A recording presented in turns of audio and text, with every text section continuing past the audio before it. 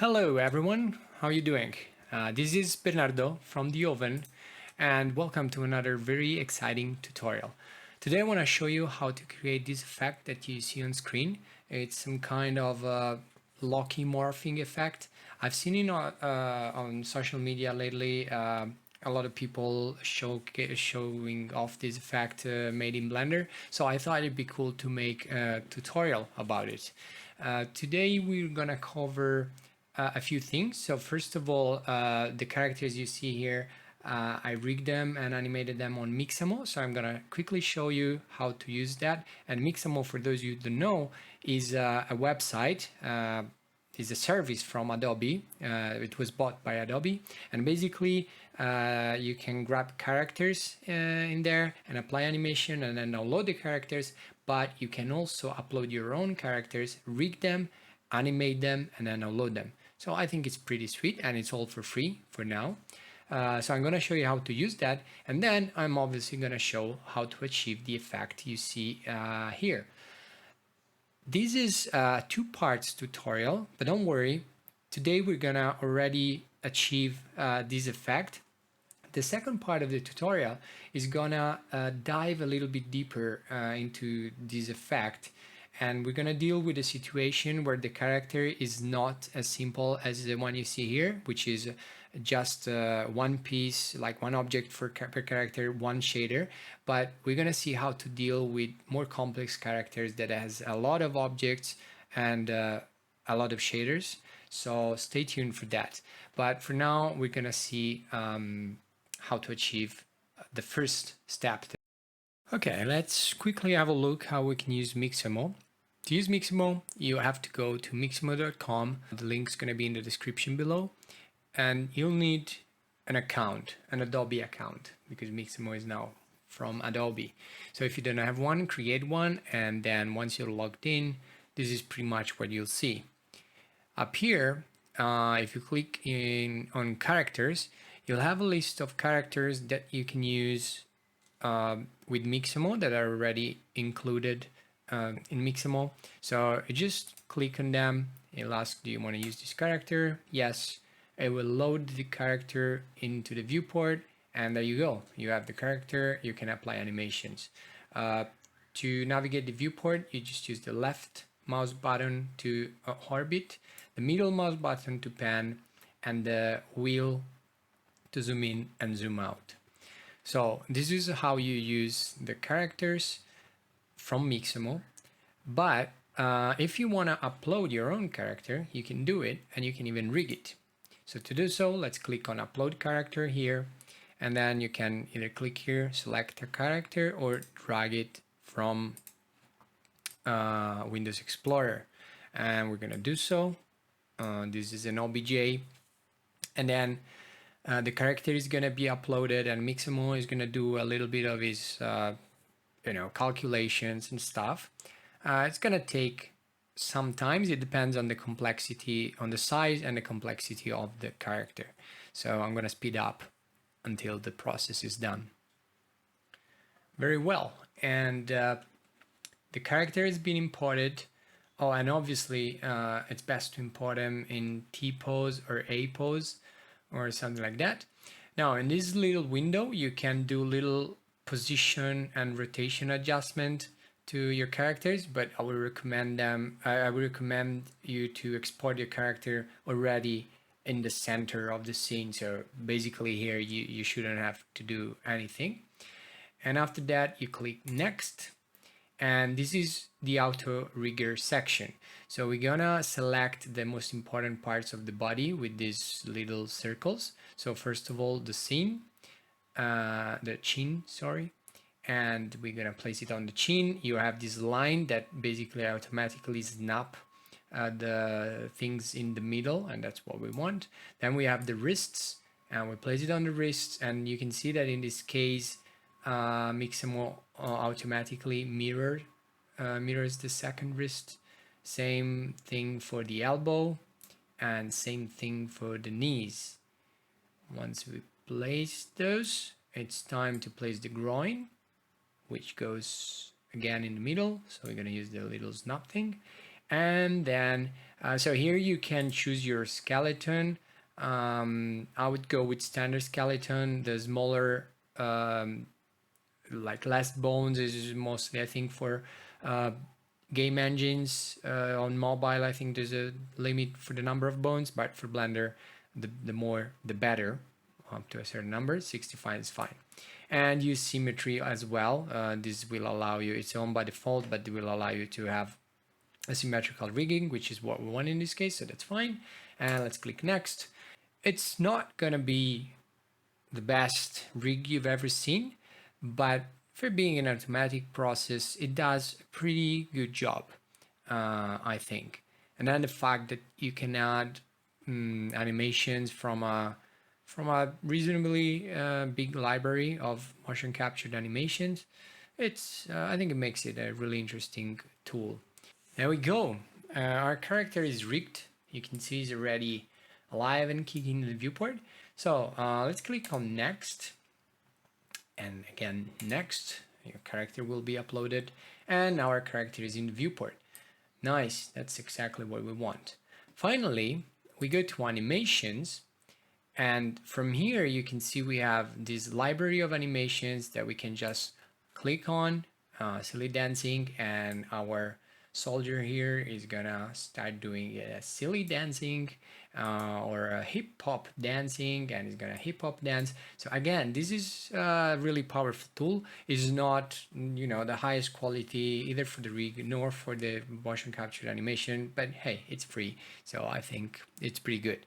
Let's bring in the animation we want. The animation I used for the tutorial, it comes up with stop, I think. So you have this search field up here, you type in stop, and then that it is, stop walking. So nice. This is the animation we want.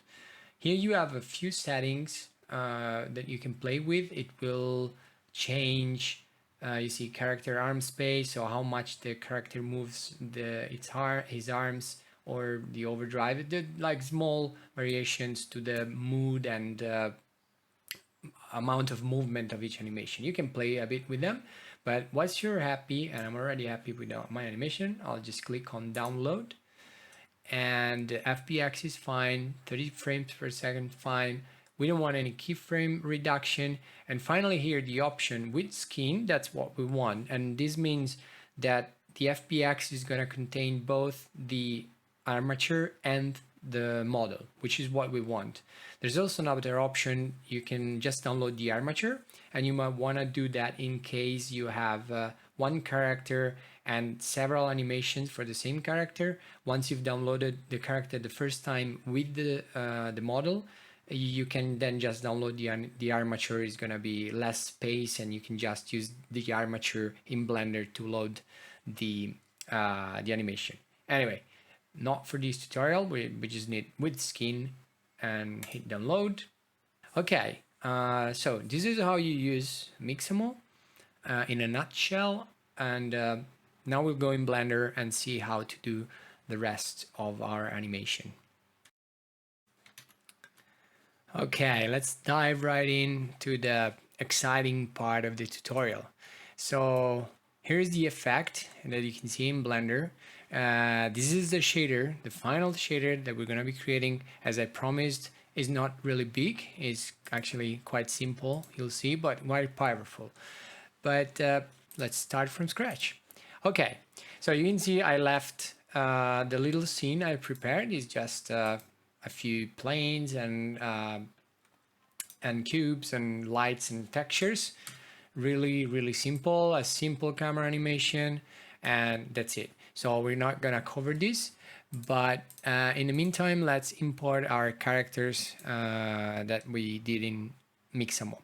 So let's go to File, Import FBX, and let's import our female. And you can see she appears, and if I scrub through, she moves in the scene, which is perfect, exactly what I want. And now that all the her parts are selected, let's go to M, New Collection, Female.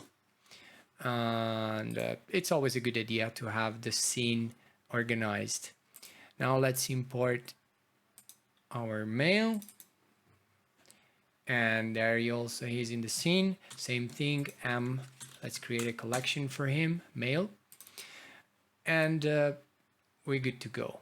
Now you can see that the size and the position matches quite closely. The effect works best when the volumes and the size of the characters are quite similar. This is okay, it's gonna be okay, so keep that in mind. Now, before we proceed, a couple of settings that we need to take care of. This effect works both in cycles and in EV, but for EV, we want to activate a couple of things because we're going to be using transparency, and EV doesn't allow transparency out of the box. This is not needed in case you're going to be using cycles. So go to the render settings, the render properties, and turn on screen space reflections and turn on the refractions options right here. And another thing you want to turn on is the bloom. This is not necessary, but it's gonna look nicer. And that's pretty much it. We are good to go. Next thing we want to do, let's add an empty. Right here, we can use a sphere empty because it's gonna be easier to see. And then we want this empty to follow our characters. Now, you might be tempted to just shift select one of the characters and press Ctrl P and set parent to object, but you can see that the parent didn't happen. And this is because the parent, as you can see from this little line, happens between the pivots of the object. And because these characters are being moved with an armature, as you can see here, so the armature is a deformer. So the deformer is gonna move the vertices of the mesh, but is not going to move the mesh itself. It's not gonna move the pivot, and that is why the empty is not moving. So the way to have the empty to move together with the characters is actually to use a constraint. So we're gonna, with the empty selected, go to constraint, add an object constraint, and we want to use a child of. We can turn off rotation and scale because we don't need them. We actually don't want them. And then I want to select one of the armature. Doesn't matter which one because they are pretty much in the same position. And now you can see that once I select the armature, I can select one of the bones. And this it's exactly what I want because the bones are actually moving together with their pivots, and this will allow me to move the empty with the characters. Now, I think that the best bone for our purpose is something like this one, the mixamo rig hips, because it's quite central. It doesn't move too much. It just follows the general movement of the character. So it's going to be perfect for our purpose. So let's look her up. That's actually the first in the line, hips. And you can see the empty just jumped where the hip is, the bone, and now is following our characters nicely. And this is very good. Now, you might be wondering, what do we need this empty for? And we're going to see in just a second. Let's first take care of the last couple of things, and then we'll dive into the creation of the shader. So let's actually add the shader for our characters. We can call it morphing, for example, and we're gonna use the same shader for both of the characters. And then I want to go to object data properties and add a new vertex color for both of them. Okay, so for both of them, and then I want to go to the male. I want to select Control tab to go to the pie menu, select vertex paint, and you can see that the color is now white by default. So that's also the color, the vertex color of our female, but we want the vertex color of our male to be black. So I'm gonna go here to active tool and workspace settings while in vertex paint mode and set the color to black, and then press Shift K, and this will propagate the black color all over our male mesh. and then we can press Ctrl Tab and go back to object mode. And now we are ready to proceed. In our shader, let's add a texture, gradient texture, and let's set it to spherical. Then let's add an input texture coordinates, and we're going to use object coordinates, and then in the object field here we want to select the empty we just added. And actually let's also rename this empty to something like morphing control, okay, just to be more precise. And now if I Control Shift click on our gradient to see what's going on and turn on the rendering mode, I can see that my gradient texture is following my empty. So I can scale my empty up and down, I can move it around, and the gradient texture is following the empty, which is really cool. This is something we've seen in a previous tutorial. We touched it. I said this is a really powerful tool, and today we're seeing another use case. So yeah, I wasn't lying, and there's many more. But let's proceed. Now what we want to do is we want to make this gradient a little bit sharper. So I'm gonna add a converter, color ramp, and I'm gonna drag the color stop for the white to something like 0.15. And actually I also want to drag a little bit more the black here to make it even sharper, something like this. Now I want to with the color ramp selected, I want to press Ctrl Shift D to duplicate it. And what a Ctrl Shift D allowed me to do is to retain the connection, or the original connection of the node. So that's a useful trick if you didn't know. And we're gonna leave the new color ramp right there. And what I want to do with this color ramp is basically to create a band that is gonna, a white band that is gonna follow just the border of our gradient texture. And to do that, I just want to move a little bit. So I'm gonna leave the white color stop to 150, set the black one to 0.05, and then I'm gonna add a new one, set its position to 150. To 250, and set the color to black. And now you can see that I have the color band I was talking about, and it's following the edge of our color ramp. And what we've just created basically is we've created the base for our mask that we're gonna use to mix the opacity of the two meshes to reveal and hide the characters. And I've created the mask that we're gonna use to do the glow effect that happens at the edge of the mask that is gonna do the reveal effect or the hide effect.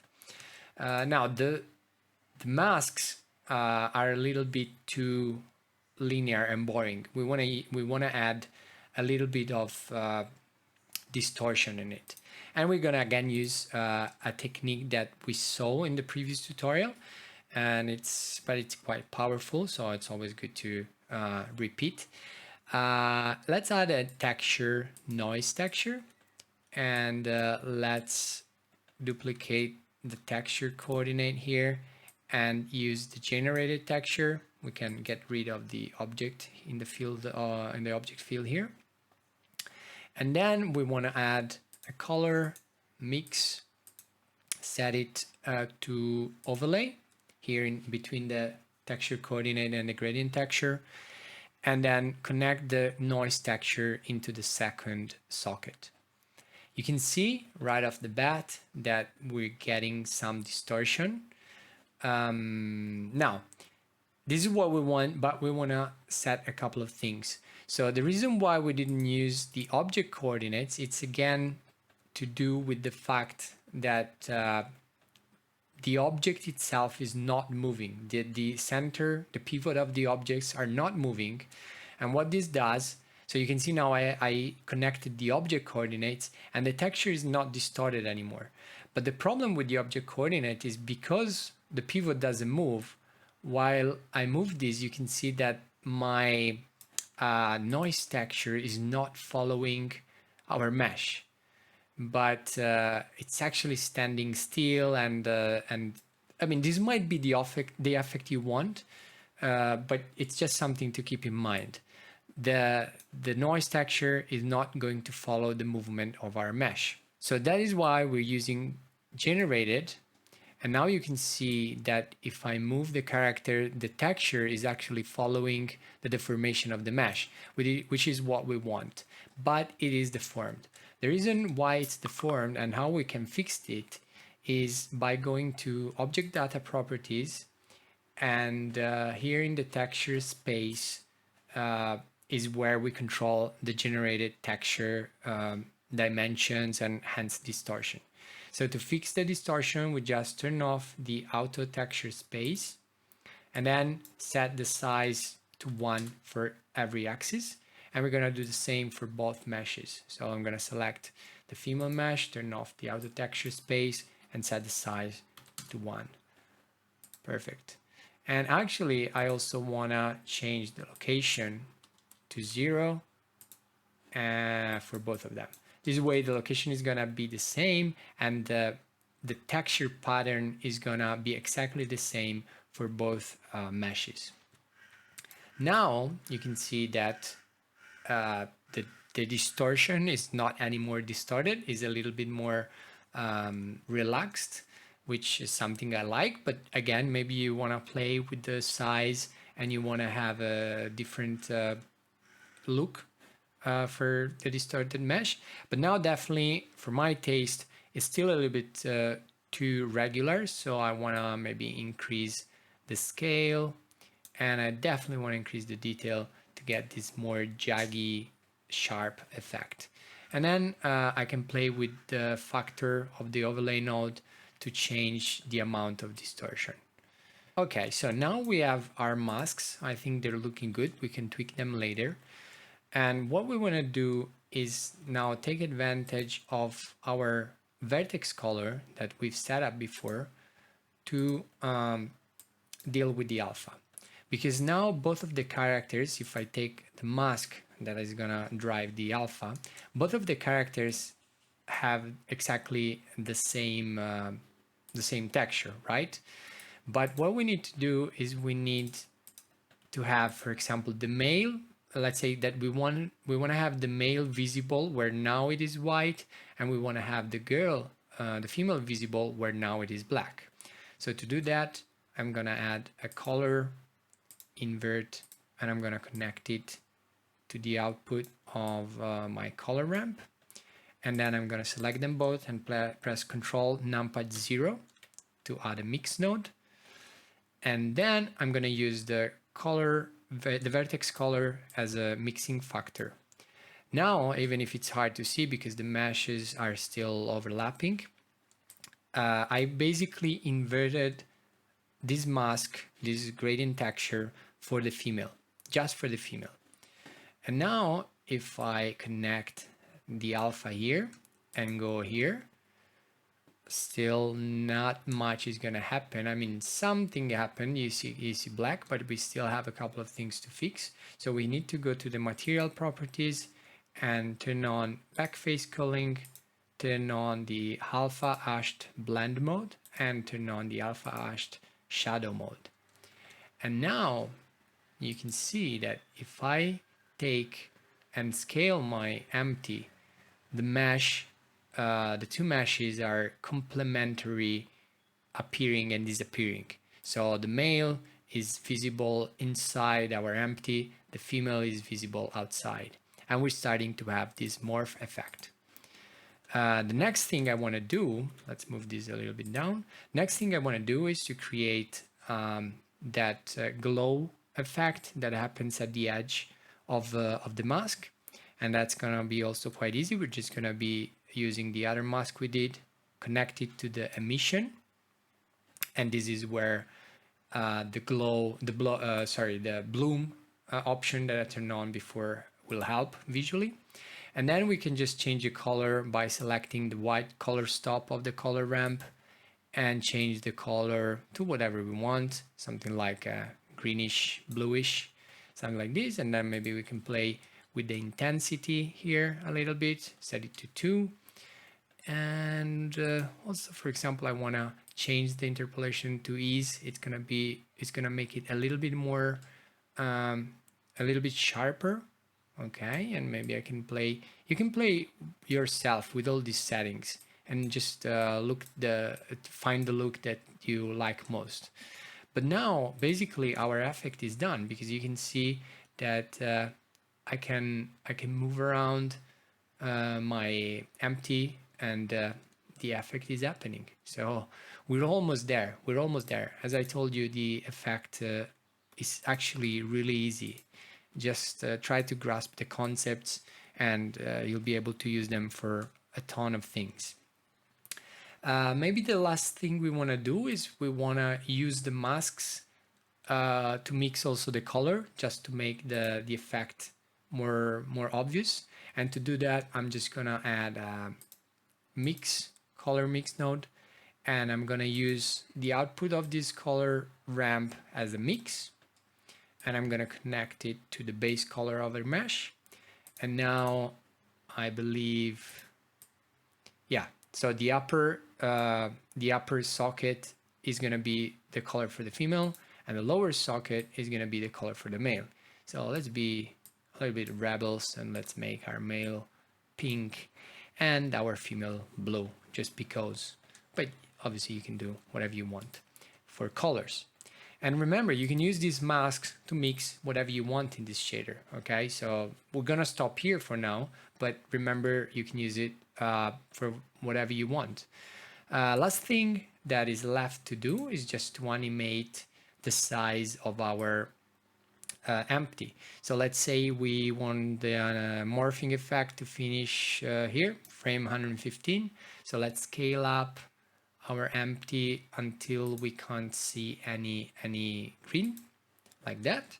Press I and insert keyframe for a keyframe for the scale, and then go at the very beginning and scale it all the way down until we don't see any green again, and add another keyframe for the scale. And that's it. Our effect is done. You can see now when I animate, the reveal is gonna happen. So again, the concept is super simple, but it's super powerful. You can have fun by mixing different things in the shaders, come up with different idea, and remember that you can also animate the position of the empty if you want. You can even add a second empty, and to do so, I'm just gonna quickly show that before we wrap things up. Let's say I'm gonna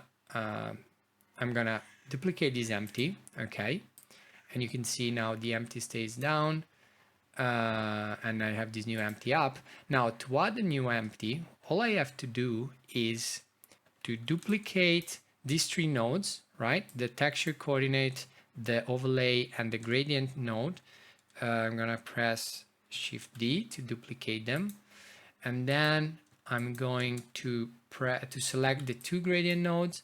I'm gonna press Control Numpad plus to add this add node, and but an add node might give us some trouble. So what I want, actually, I can press Shift S to switch the node type. This is all Node Wrangler beauty, by the way, and change it to a converter math node, and change the mode to maximum.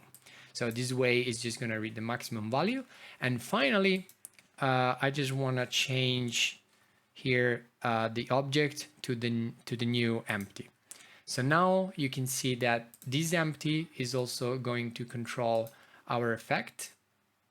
And so, for example, you can have this thing that the effect is actually starting from 2 different places, and yeah, it's just a variation. So again, there's tons of possibilities. I actually have to make this one a little bit smaller. maybe push it up here like so. So there's tons of possibility. You can have a lot of fun with this, but again, it's something that you can use in a tons of different situations. So this is it for this part of the tutorial. Stay tuned for the next, where we're going to be seeing how to do this same effect where we have a lot of characters, a lot of objects and a lot of shaders maybe for the characters, which obviously would make using this setup a little bit difficult and difficult to manage. So that's what we're going to be seeing in the next part of the tutorial. Make sure to check out the channel, and maybe if you liked it, put a like and subscribe to see the new videos that are coming up. And I hope you enjoyed this tutorial. Please let me know your thoughts. Let me know if you have questions, if you have ideas, if you have suggestions. I'll do my best to answer all the comments, and I hope to see you soon. Have a good day.